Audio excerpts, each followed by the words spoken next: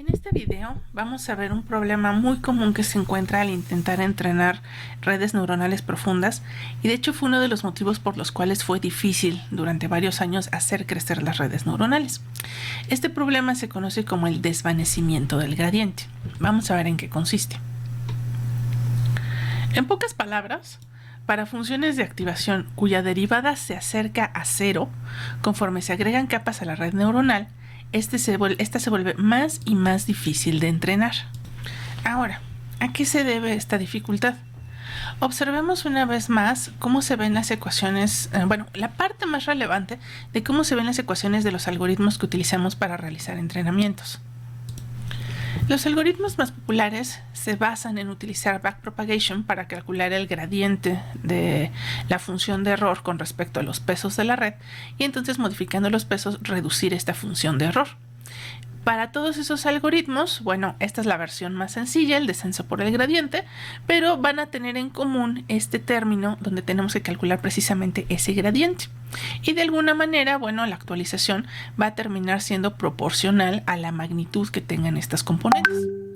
Ahora, recordemos que para lo que hace backpropagation precisamente es ir calculando la influencia que tienen los pesos en la solución final desde la última capa hacia las anteriores. Y en cada uno de los términos para calcular este gradiente aparecía esto que le llamábamos las deltas L, que era como una especie de estimación del error que cometió esa capa. Y entonces estas deltas L pues también se tenían que ir propagando hacia atrás, obteniendo una de ellas para cada una de las capas. Y observemos que para cada capa que vayamos retrocediendo, otra vez estamos multiplicando por la delta de la capa siguiente. Entonces realmente estas deltas se están acumulando, aparte de multiplicar, por algunos otros elementos que aparecían ahí. Y en la fórmula donde estamos haciendo este cálculo recursivo, siempre está presente este término de la derecha, donde nuestras deltas terminan dependiendo de la derivada de nuestra función de activación evaluada en los valores de activación.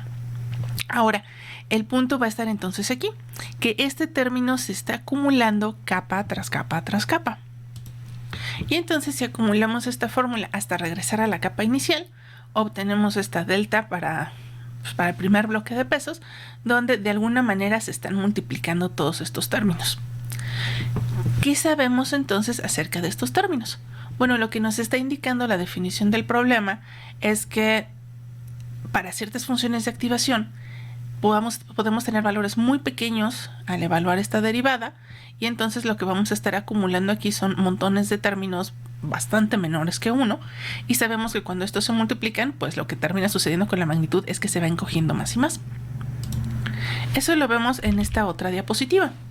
Aquí tenemos la gráfica de 3 funciones de activación de las más populares: nuestra logística, con la cual comenzamos; la tangente hiperbólica, que tiene esta ventaja de tener tanto valores negativos como positivos; y otra muy famosa, que es la rectificadora lineal o ReLU, donde todos los valores a la izquierda de 0 van a ser 0, y después tenemos a la función identidad. Observen que en los 3 casos existen regiones donde la derivada se vuelve muy cercana a 0. La curva azul es entonces nuestra derivada, y observamos cómo para valores muy grandes de los pesos en magnitud, ya sea positivos o negativos, la derivada va a ir tendiendo a 0. Recordemos de los ejemplos que habíamos visto con las compuertas lógicas, que cuando una red ya está muy segura de cuál es la respuesta correcta, por ejemplo en los problemas de clasificación, cuando queríamos que nuestro XOR fuera positivo o nuestro XOR fuera negativo, para que la seguridad con la que responde la red fuera mayor, teníamos que tomar la sigmoide y acercarnos más hacia estas regiones donde el valor es 1 o el valor es prácticamente 0. Y precisamente en estas regiones donde ya está acercándose bastante la red, pues es donde las derivadas son muy pequeñas. Entonces, al principio, cuando se está entrenando nuestra red, estaríamos en esta región. Aquí las derivadas, tienen un cierto valor, y entonces estarían ajustando decentemente. Aún así observen que es menor que 1, entonces vamos a ver ahorita qué es lo que pasa con varias capas. Pero se puede ajustar. Y cuando llevamos hacia los extremos, esto es muy muy pequeño. Entonces es muy difícil entrenar una red cuando ya se va acercando ahora sí a los comportamientos que quisiéramos que tuviera. En el caso de la tangente hiperbólica nos está pasando algo muy parecido. Tenemos aquí ya los valores cercanos a 1 y menos 1 y observen lo que está pasando con nuestra derivada. Está pues prácticamente en 0 en los dos extremos. Entonces solamente con valores entre menos 2 tal vez y 2, diríamos menos 1.5 y 1, pues es donde vamos a poder tener un entrenamiento significativo. Por lo general, esta es la región donde se va a sugerir que se inicialicen los pesos. Pero una vez que nos salgamos de ahí, bueno, si los valores de entrada en nuestras redes ya se están saliendo de este rango, pues es donde vamos a tener problemas.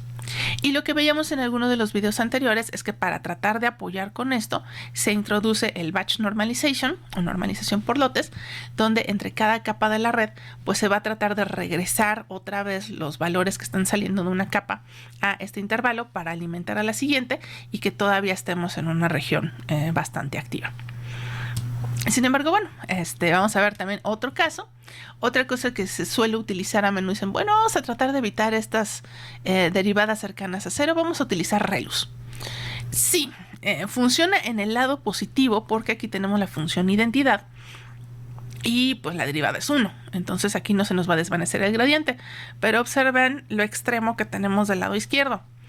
Aquí el valor de la función es siempre 0 y su derivada es idénticamente 0. Entonces prácticamente diríamos que hasta peor que en los otros dos casos, ¿no?